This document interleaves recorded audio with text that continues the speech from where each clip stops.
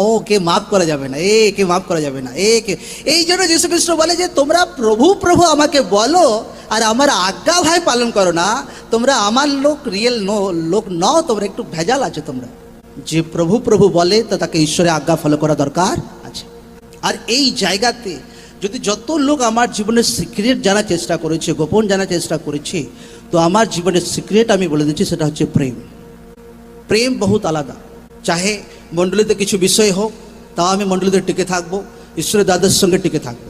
এরা যে আচ্ছা আমার অপমান হয়ে গেছে, আচ্ছা এ ঠিকঠাক ব্যবহার করেনি, আচ্ছা পাস্টার আমাকে ডাঁট মেরে দিয়েছে, আচ্ছা চলো ভাই এখান থেকে পালাও। এ কি আছে ভেতরে? প্রেম আছে না শয়তান আছে? প্রেম আলাদা জিনিস। নিজের মা বাপ কোনোদিন ডাঁট মারেনি?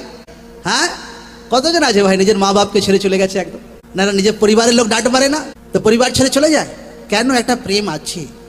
তেমনি আত্মিক জীবনে সেই প্রেম আনা দরকার আছে ঈশ্বরের প্রতি, মণ্ডলীর প্রতি, মণ্ডলীর দাদাদের প্রতি, ঈশ্বরের সেবাতে। প্রেম যদি খতম হচ্ছে তো তুমি সেই সাতটায় তোমার জীবন থেকে চলে যাবে।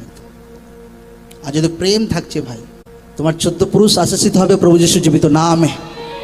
Amen, amen.